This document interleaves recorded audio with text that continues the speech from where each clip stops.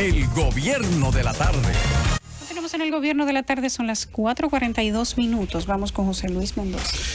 Normalmente, compañeros, Abel, Yulisa, cuando usted va al médico y el médico le hace un diagnóstico, el médico trata de primero entender cuál es la causa, cuál es la raíz.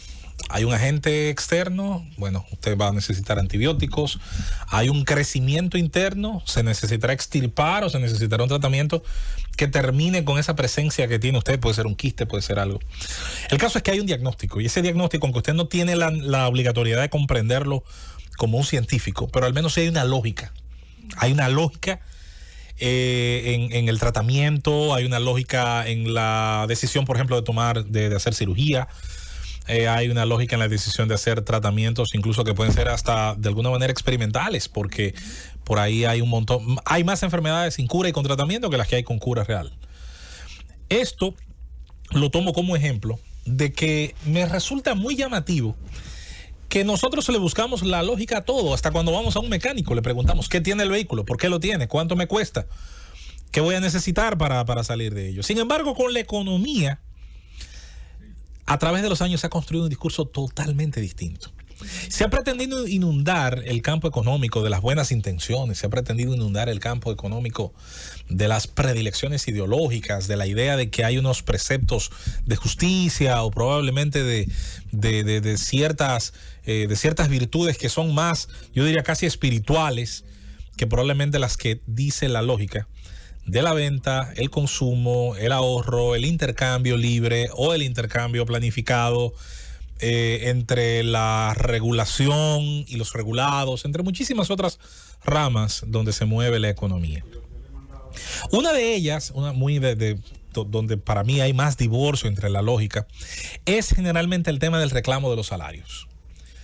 Nuestros deseos, y hablo de nuestros deseos, es que los salarios fueran los mejores posibles, los más altos, que a todo el mundo se le pague mucho y bien, y que el salario que reciba le permita realizar un proyecto de vida que más adelante le permita, si quiere retirarse, si quiere iniciar un emprendimiento, si quiere mantenerlo. Sin embargo, una cosa son los deseos y otra cosa es la realidad. Los salarios son parte en la ejecución contable de una empresa o institución, son parte de los costos fijos en el caso de la nómina fija, y dentro de unos costos variables si usted necesitó subcontratar o contratar de manera temporal los servicios de una persona o de otra, incluso empresa, para algo en particular.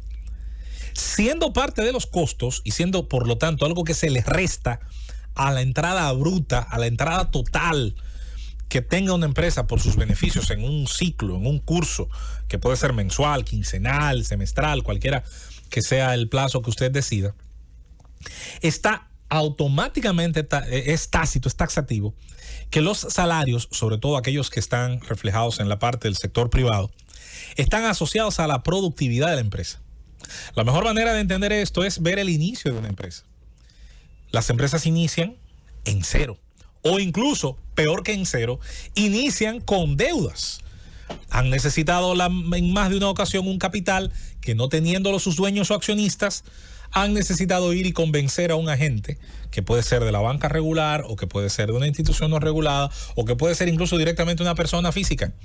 Convencerla de que nuestro proyecto, de que el proyecto que vamos a llevar a cabo es idóneo, podrá ser rentable y recibimos ese capital. Pero entonces ya arrancamos debiendo, aunque esa deuda nos ha permitido tener la ventaja de la liquidez y de poder empezar a lo mejor llevando alguna ventaja, porque podemos adquirir instrumentos, porque podemos iniciar al menos con una empleomanía que no sería la misma si no tenemos ese acceso al crédito.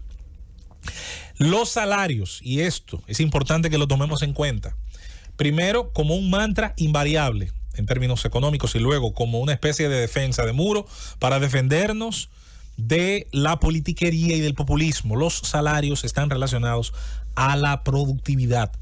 Empresas altamente productivas pueden, tarde o temprano, en la medida en que sus gerentes lo consideren o le convenga o estén obligados por la competencia, que eso es muy importante también, están obligados a ir, entonces, en la medida que su productividad mejora, ir atrapando ese recurso humano que les ha permitido ser productivo, y en la medida en que su mano de obra necesite más calificación, incluso pagar por esa mejoría, por esos cursos de capacitación, por esos entrenadores, por esos nuevos programas, por esas nuevas maquinarias que a veces facilitan hacer algo.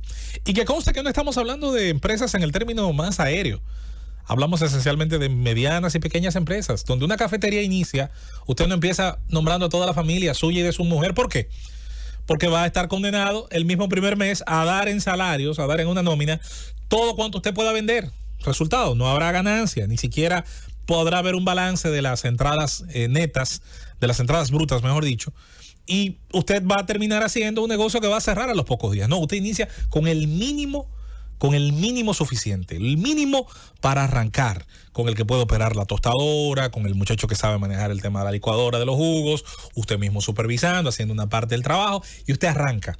Y en la medida en que esa empresa comienza a hacer ejercicios, ya sea para igualar lo que se invierte para mantener el negocio en marcha, y los números azules, cuando comienza a generar realmente una ganancia y cuando comienza a satisfacer esos compromisos adquiridos, tanto de un préstamo, del endeudamiento, como de lo que le costó pagar el local o adquirir esa licuadora o esa tostadora para tener una simple cafetería.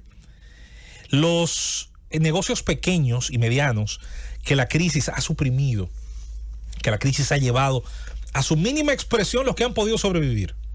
Al cierre, muchos de ellos que eran negocios de excelente correlación entre los números que podía dejar para su dueño y para su empleomanía, y que simplemente con la supresión de los horarios y de otros empleos, porque usted le vende a personas probablemente en la mañana, en el caso hablo de la cafetería siempre como ejemplo, ¿a quién usted le vendía en la mañana? Personas que generalmente trabajan cerca de esa área y que a pocos minutos de su lugar de trabajo, de su oficina o del lugar por donde pasan para llegar a él, entonces ven en su cafetería una opción: desayunar, almorzar, merendar y seguir sus actividades.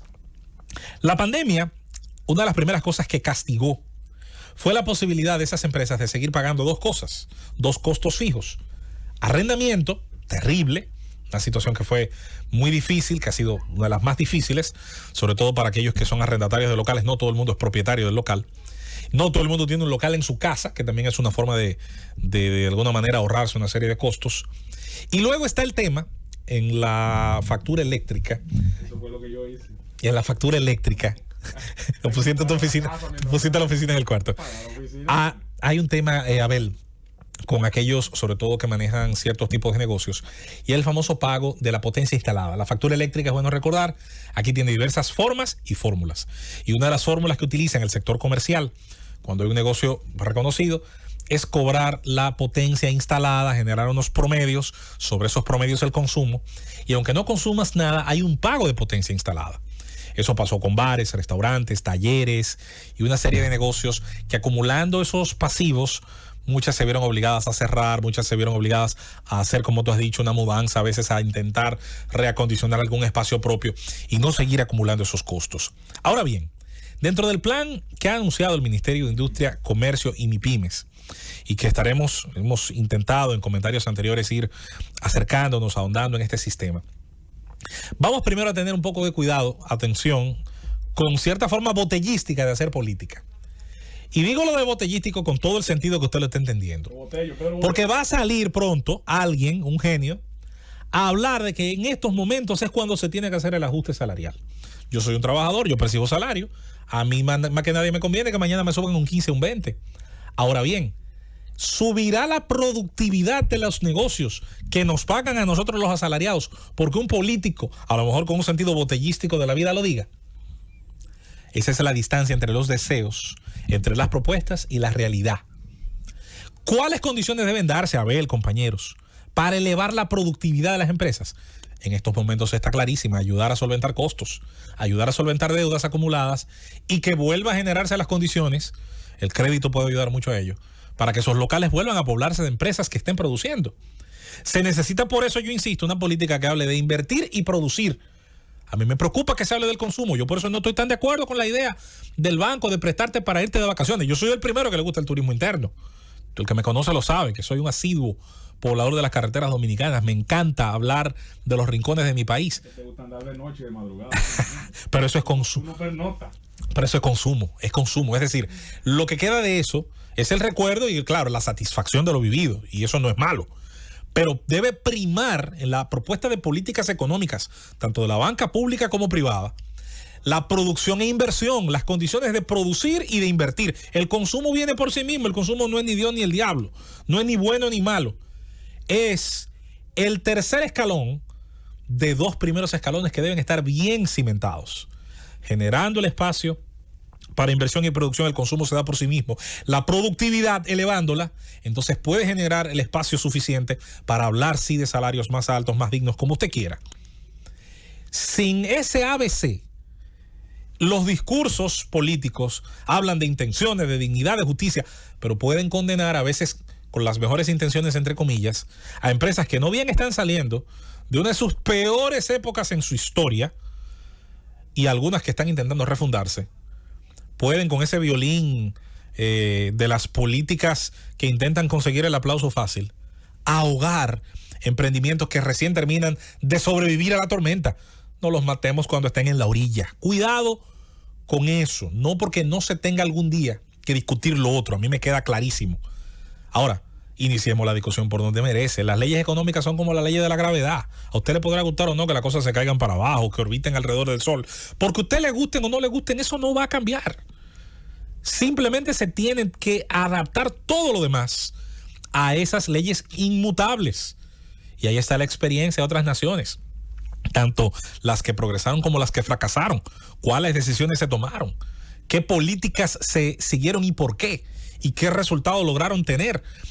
Aquí podemos hablar misa de subir las exportaciones, elevar las condiciones en las cuales los obreros reciban el salario. El mismo tema de las AFP, que yo siempre he dicho, no pretendan que salarios de miseria generen pensiones de calidad. Ahora, es un ABC. Fíjense que hay que ir de nuevo a la base.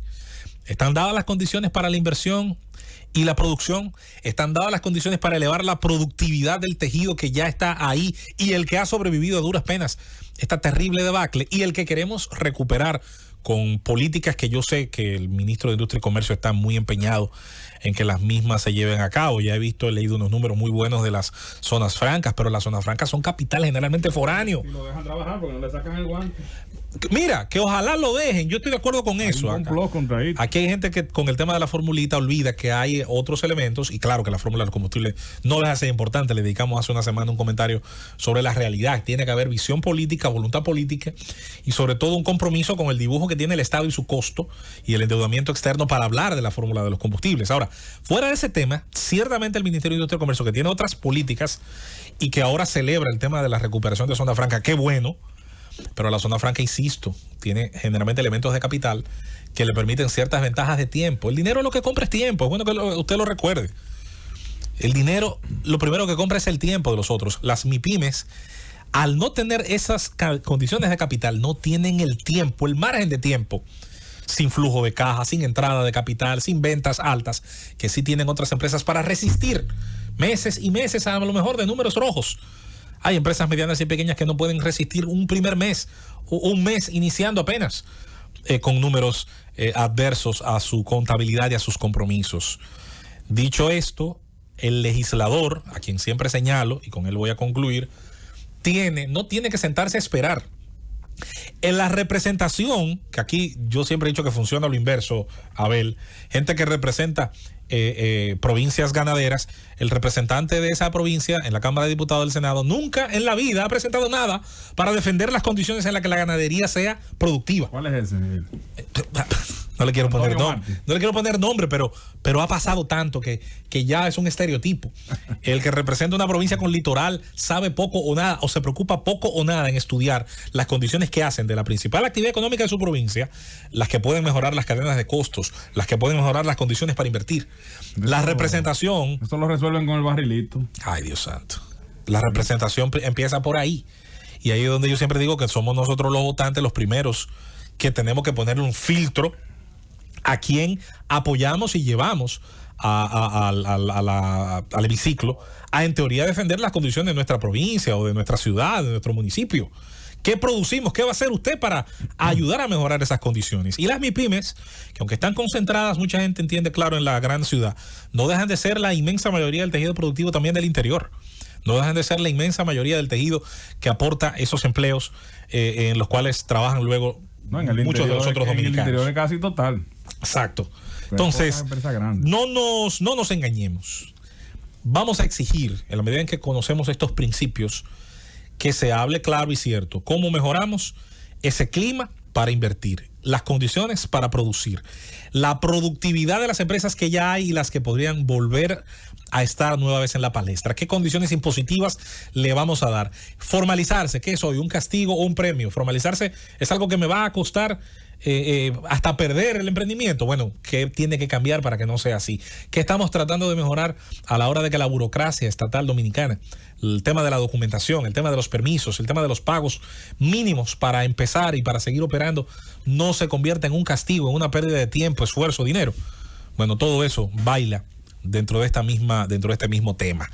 La famosa recuperación en B y hablar de recuperaciones milagrosas es algo que a los políticos les encanta, les gusta, pero antes de que eso se produzca se dan esta serie de fenómenos que hemos hoy humildemente intentado exponer y compartir con nuestros oyentes, a la espera de que quienes toman las decisiones siempre tengan esa sinceridad de reconocer los fenómenos que están alrededor de la economía. Nosotros nos vamos a la pausa y retornamos ya con el inicio del segmento de las 5 de la tarde en el Gobierno de la Tarde.